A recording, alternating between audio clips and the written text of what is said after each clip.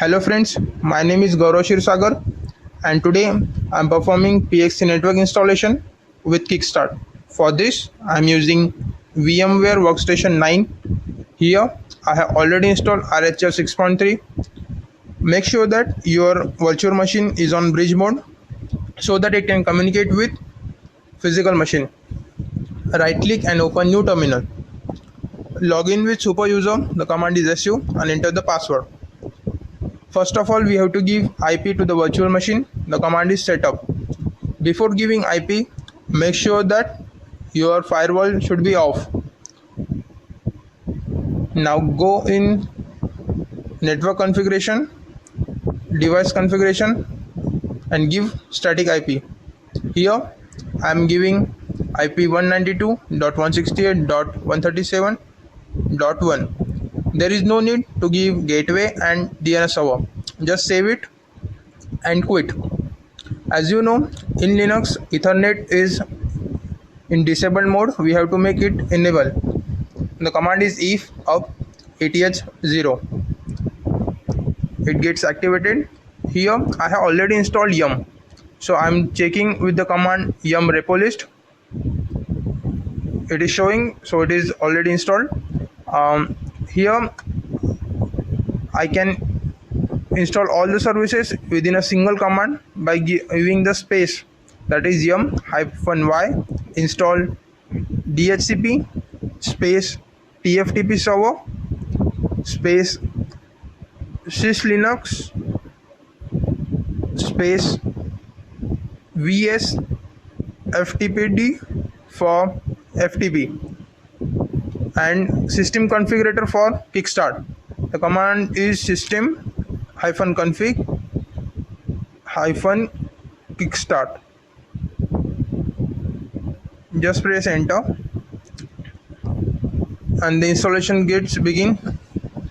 By using the single command, all the services needed for the PXE installation will get installed directly.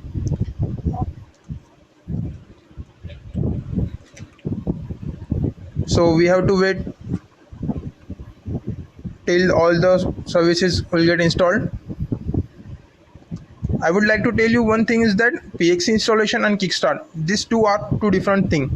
PXE is nothing but the pre-execution environment, that is, it creates the environment of a machine which has already installed RHEL 6 and we have to install in other system, but we have to do manually, that is by we have to select language, we have to give time and all these things we have to do manually. But by using Kickstart service, we can automate the booting process and we have to just press enter in the remote machine and the installation will directly get installed. It is just like a window easy transfer. So we have to wait till all the services will get installed.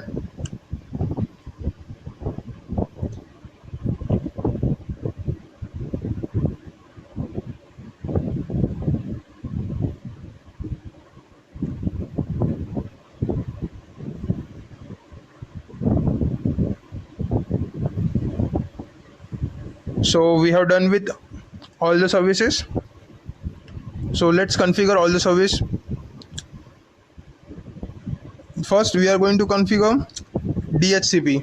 So we have to access the DHCP file. The command is vim/etc/DHCP/config, that is dhcp.config file. So it is blank, we have to edit this file. Remove the unnecessary commands or you can keep as it has hash in front of it. So I am removing it. So write the command default/lease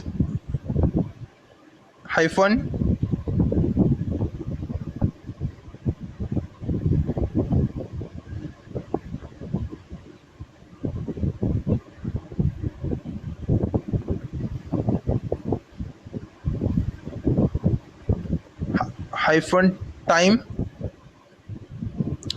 that is you can give anything, Here I am giving 1 minute, that is 600, and give semicolon. Next, that is maximum lease time. Maximum, that is max hyphen lease hyphen time. Here I am giving 7200, semicolon. As we are booting remote machine, so we have to allow some commands, that is allow booting, semicolon. Another protocol for supporting booting, that is boot p, that is allow boot p. And second one is we have to write command, that is authoritative,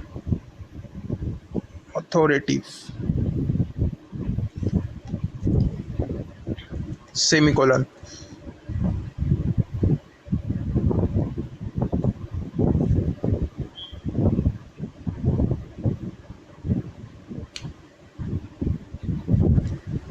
So we have to define the range of the IP that remote machine will get at the time of booting. I'm giving IP ranges 192.168.137.0 network. We have to give the network mask, that is net mask 255.255.255.0.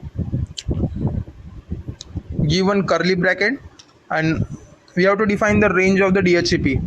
The range of the DHCP which I am using is here is 192.168.137.201. You can use any range, but it should be in the network 192.168.137.220, semicolon. Here we have to define the server from which the booting process will get started. So we have to write command next server and the IP of the server. Here I have given the IP, that is 192.168.137.1. that is the IP of my virtual machine. Here I am defining one command, that is file name, which will be necessary for booting. I have not installed that file, but I am declaring it, that is PXE linux.0 file. Close the curly bracket and save the file. The command for saving is escape colon WQ and exclamation mark.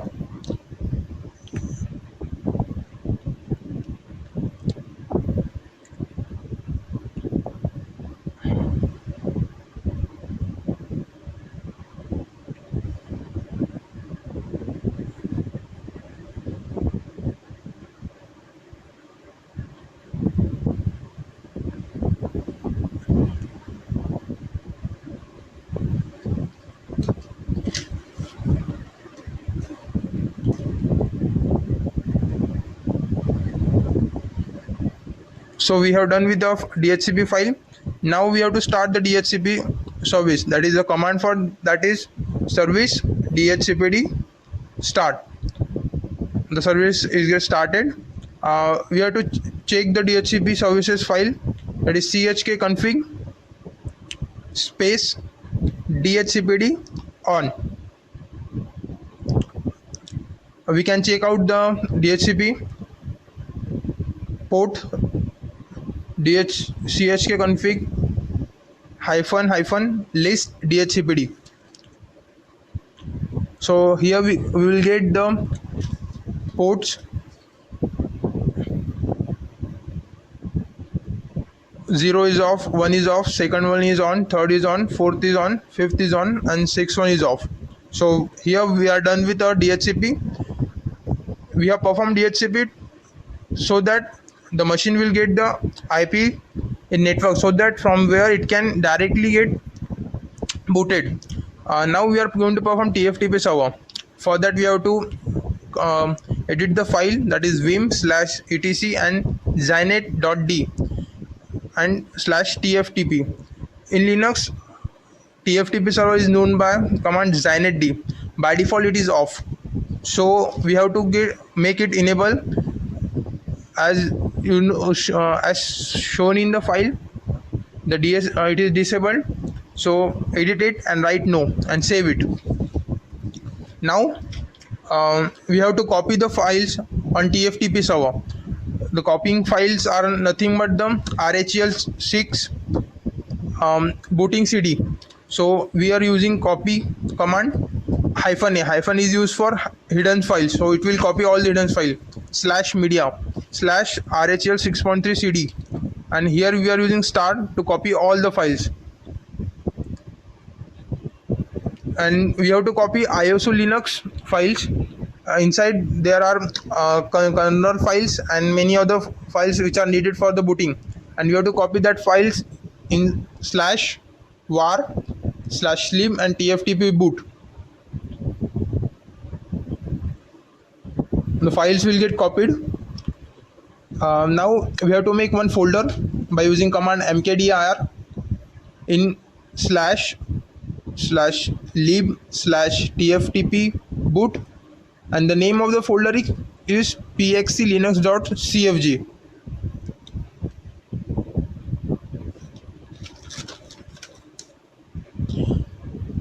Now we are going to copy the files in that folder. For that we are using the command cp copies /var/lib/tftp boot /isolinux.cfg. This is the source, and now we are copying it in the destination, that is /var/lib/tftp boot /pxelinux.cfg. Just now we have made the folder, and the name of the file is isolinux.cfg. First of all, you copy with the same name, because after that, if directly we can rename the file, it will get confused. So now rename that file in that folder. You can first of all check the file by using the command ls/var/lib/tftp boot /pxelinux.cfg. As we know, the file is there, isolinux.cfg. Now we have to rename that file, because the kernel will not get distinguished between that file, so we have to rename it with another name. So I'm using the command mv. The destination of the file is /var/lib/tftp boot /pxelinux.cfg, and the file name is isolinux.cfg, which is the old name. Now I'm renaming that name as /var/lib/tftp boot /pxelinux.cfg, and the new name is default, and press enter.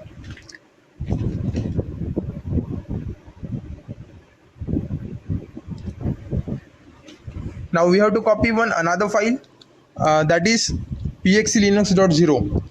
This file is very important for booting, so copying, and this file will be at the location /usr/share/syslinux/pxelinux.0. So that's why we have installed syslinux service in the starting, and we have to copy that file in location /var/lib/tftp boot and press enter.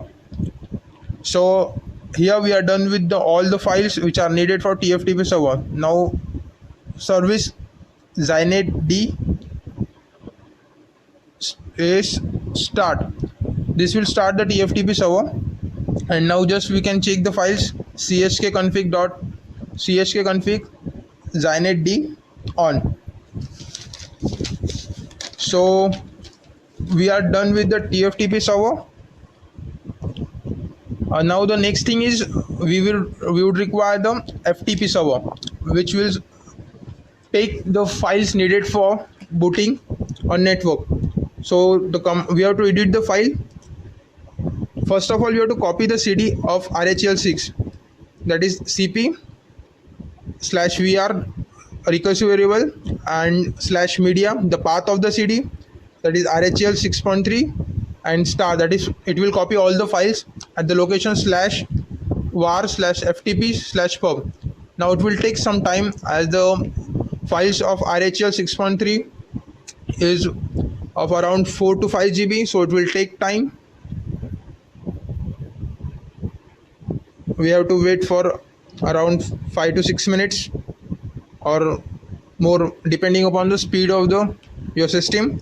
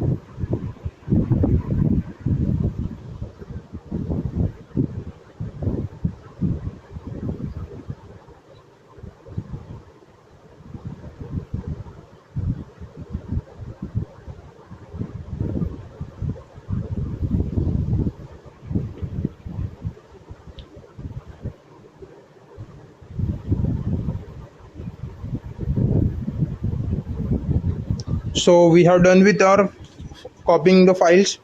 So we have to just check whether the VSFTPD file has enabled or not. First of all, we are going to clear it.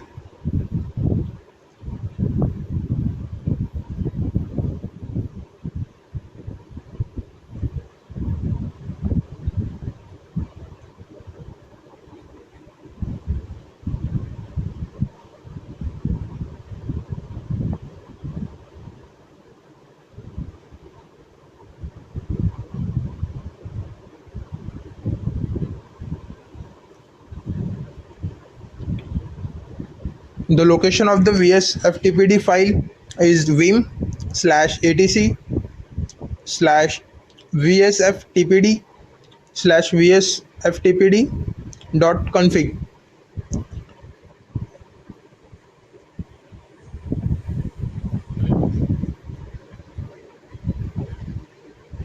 So here just check anoms is enabled, yes.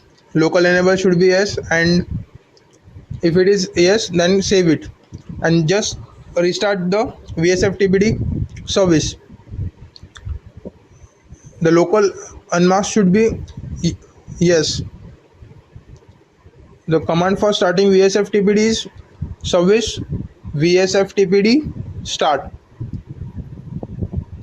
Yes, it is okay. Now just take the file chkconfig space VSFTPD on. If your firewall is on, just make it off by using command set enforce 0. It will make your firewall off. Then check IP tables -L.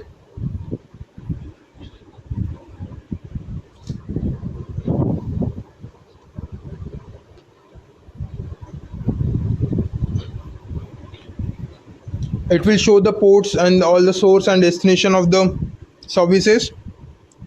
We can also enable the services which are required by using the command system-config-firewall. One configurator will open which will consist of many services. Make sure that FTP, TFTP client, these all services should be on, as we are using these services. For DHCP it uses the UDP port, that is 69, so it is by default on. Apply the changes and save it.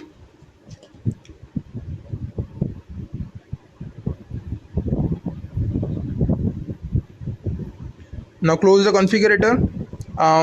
Finally restart all the services which we have used, that is service DHCPD restart. Second one is the service Zynet restart, and third one is the service VSFTPD restart. So here we have completed the PXE installation, but the installation will be manual. It will only boot the service initially, and the further settings will be done by the manually. So for this we are using kickstart file which will automate the service. So for kickstart we need the configurator is system-config-kickstart. This will open one configurator window.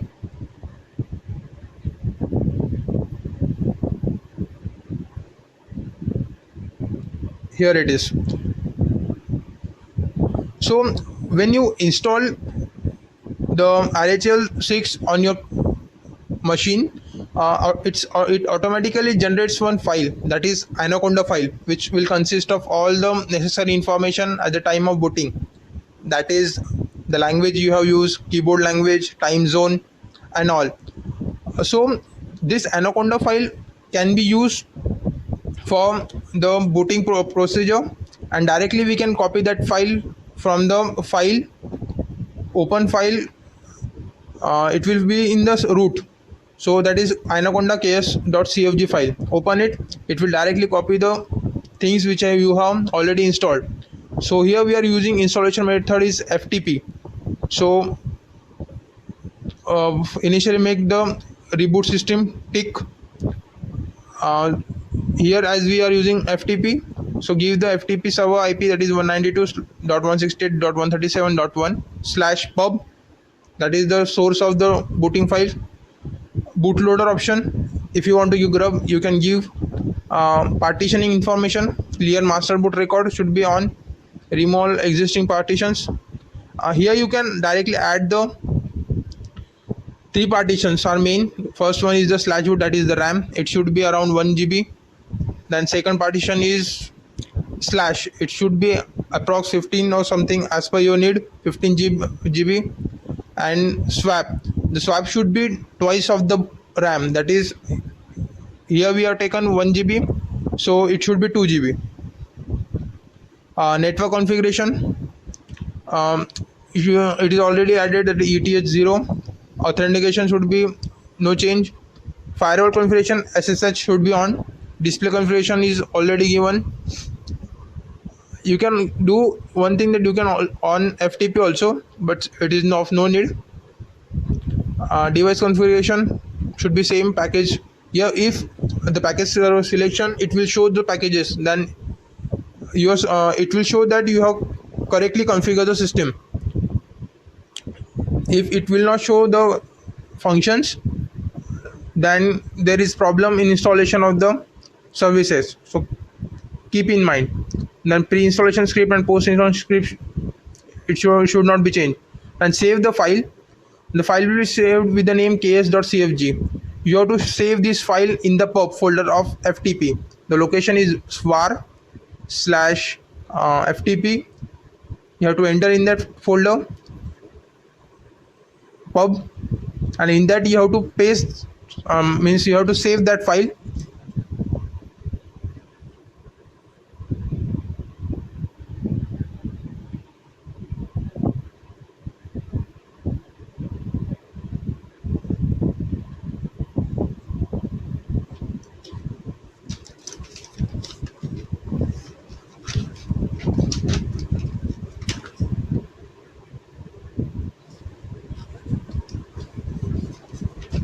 So here we have completed the Kickstart service also. We can do one thing, is that we can access the default file. As you can see, we have already made one default file in TFTP server. That file default can be used as a menu file. In that we can edit and give the address, that is linux ks ftp /192.168.137.1/pub/ks.cfg. This will automate the booting process, and you have to just press enter and it will start your automation. So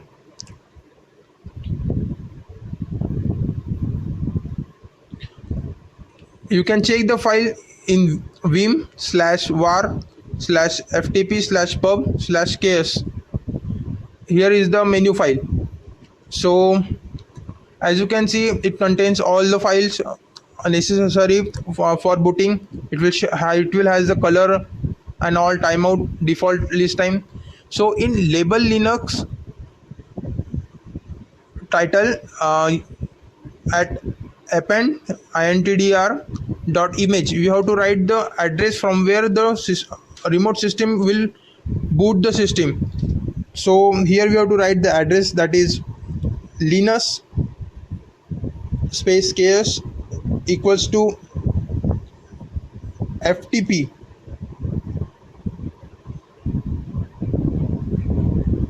:/192.168.137.1, and the location, that is pub/ks.cfg. This ks.cfg is nothing but the Kickstart file, so it will automate the procedure. So save this file carefully by the command :wq!.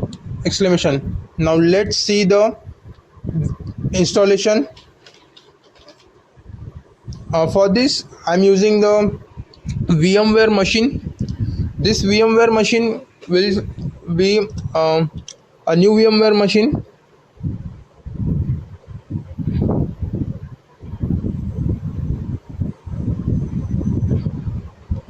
So let's see.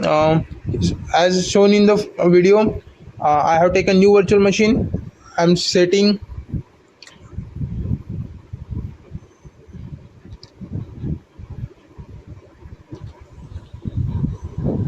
Here I am not taken the ISO CD, so I will take it from the network. I am providing the memory space is around 1 GB or less than that. The network mode should be bridged so that it can directly boot from the network and power on the machine, and we have to wait for it. So the window is in progress. So it will obtain the DHCP from the network. Yes, it has operated them. So as shown in the video, the first option is install or upgrade an existing system. What I have done with the Kickstart file, I have given the address of the location of where the files of the RHEL is kept, and I have put that location in that default file. So and I have provided timer of 60 seconds. So we have to wait for 60 seconds, and after that it will automatically start the booting of the system. So this is the function of Kickstart service. As I have already defined that PXE installation and Kickstart, these two are the different thing, but they are correlated with each other. So we have to wait for 12 seconds more. 10, 9, 8, 7, 6, 5, 4, 3, 2, 1. Yes, it is loading the Vim Linux file. Vim Linux is nothing but the kernel file. It is obtaining the image file as it is shown in the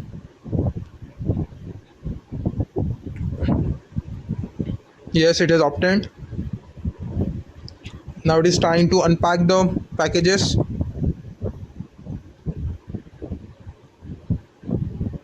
We have to wait for some time till it get unpacked the necessary files, and it is initializing the network.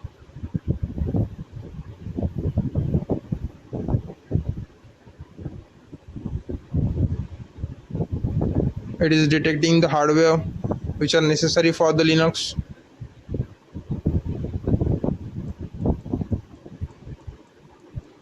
So it is waiting for the network manager to configure the ETH0. Yes, it has configured successfully.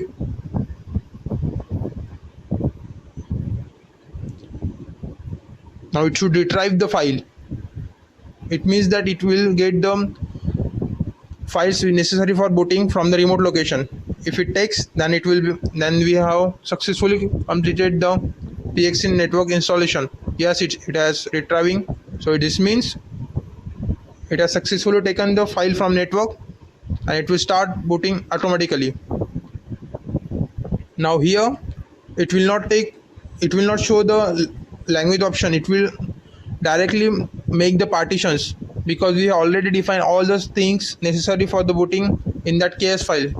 See, it is directly making the partitions. It has not asked us to select the language, time zone, or anything. So this is the advantage of Kickstart. So in this way, we have done all the procedure needed for the PXE installation. Thank you.